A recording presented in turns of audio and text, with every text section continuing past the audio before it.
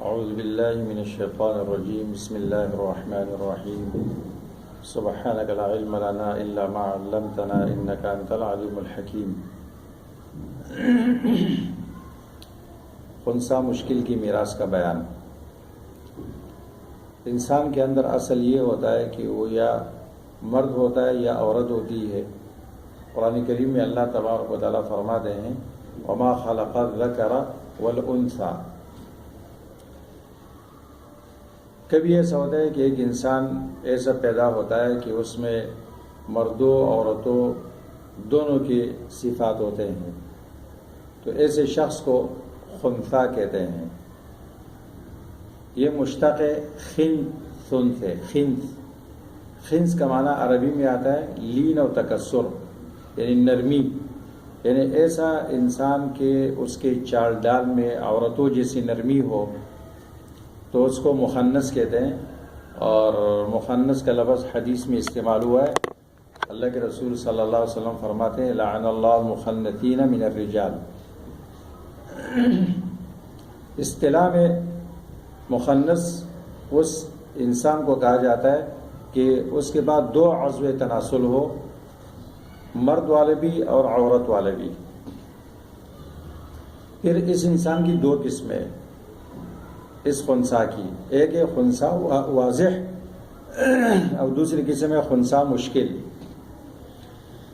خنثی واضح وہ ہوتا ہے کہ اس کا مرد ہونا یا عورت ہونا واضح ہوتا ہے۔ مثال کے طور پر اس کی داڑھی نکل آئی، اس نے شادی کی تو بچہ پیدا ہوا، اور مردوں والے آلے سے وہ پیشاب کرتا ہے تو وہ مرد مانا جائے گا، اور مرد والا میراث اس کے لیے متعین ہوگا۔ اور اگر وہ اس کی چاتیاں نکل آئی اور اس نے شادی کی تو اس کو حمل ٹھہرا، بچہ پیدا ہو گیا، اور عورتوں والے عضو سے وہ پیشاب کرتی ہے تو عورت سمجھی جائے گی، عورتوں والی میراث لے گی۔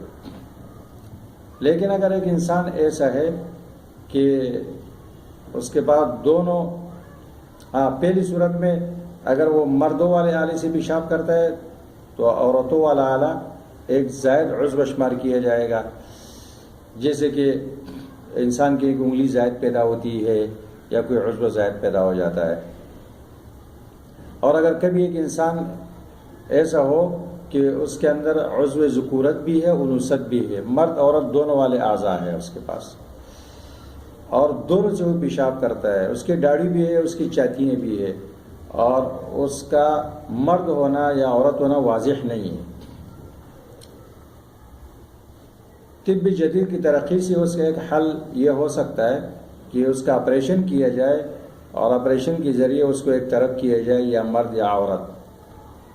لیکن وہ آپریشن نہ کرے یا اس کا آپریشن کے ذریعے بھی یہ مشکل ہو، تو اس کی میراث کا مسئلہ پھر یہ ہے کہ وہ دعویٰ کرتا ہے کہ میں مرد ہوں، مردوں والی میراث میں لوں گا، اس کے ورثہ کہتے ہیں کہ تم عورت ہو۔ تو اس کا مسئلہ یہ ہے کہ دو مسئلے بنائے جائیں گے، اس کو مرد فرض کر کے مسئلہ بنایا جائے گا اور عورت فرض کر کے مسئلہ بنایا جائے گا۔ پھر دونوں مسئلوں کے مخرج کو متحد کر کے اس کو حصے دیے جائیں گے۔ جس صورت میں کم ملتا ہے یا جس صورت میں وہ محجوب ہوتا ہے، کچھ نہیں ملتا ہے، وہ اس کے لیے متعین ہے۔ اقل النصیبین یا واسوأ الحالین، مرد عورت کے حصوں میں سے جو کم حصہ ہے اس کے لیے متعین ہوگا، دو حالتوں میں جو بری حالت ہے وہ متعین ہوگی۔ امام ابو حنیفہ رحمہ اللہ کا یہ مذہب ہے اور فتوی بھی اسی پر ہے۔ جیسے کہ اس مثال میں آپ دیکھیں کہ ایک شخص کا انتقال ہو گیا، اس کے ایک بیٹا، ایک بیٹی اور ایک خنثی رہ گیا۔ اس کو مذکر فرض کر کے مسئلے کی تصحیح کریں گے، اور اس طرح یا مؤنث فرض کر کے مسئلے کی تصحیح کریں گے۔ جب ہم اس کو مذکر فرض کریں گے تو پھر دو لڑکے ہو جائیں گے، ایک لڑکی، روس اعتباریہ 5 بنیں گے، 5 سے مسئلہ بنے گا۔ 2 اس لڑکے کو ملیں گے، ایک لڑکی کو ملے گا، اور 2 خنثی جو کہ مذکر ہے، یہاں پر لڑکا ہے، 2 اس کو ملیں گے تو 5 للذکر مثل حظ الانثیین تقسیم ہو گیا۔ یہاں یہ لڑکی فرض کی جائے گی تو یہاں مسئلہ 4 سے بنے گا، 2 اس لڑکی کو ملیں گے اور 1 لڑکی کو ملے گا، اور 1 خنثی بھی لڑکی ہے تو 1 اس کو ملے گا۔ اب ہمیں کیسے پتہ چلے گا کہ 5 سے 2 کم ہے یا 4 سے جو 1 اس کو مل رہا ہے یہ کم ہے؟ اس کے لیے ضروری ہے کہ ہم مخرج کو متحد کریں، اور مخرج کے متحد کرنے کا طریقہ یہ ہے کہ دونوں تصحیحوں میں ہم نسبت دیکھیں گے 4 اور 5 میں۔ اگر تباین ہے، جیسے کہ 4 اور 5 میں تباین ہے، ایک کل کو لے کر دوسرے کل میں ضرب دیں گے، اگر توافق ہو تو وفق میں عمل کریں گے تو مخرج متحد ہو جائے گا۔ یہاں سے 4 لے کر ہم اس کو مضروب بنا کر 5 میں ضرب دیں گے، 4 پنجے 20، اور یہاں سے 5 لے کر مؤنث والے مسئلے میں 4 میں ضرب دیں گے تو 5 4 20۔ اب مخرج متحد ہو گیا دونوں مسئلوں کا۔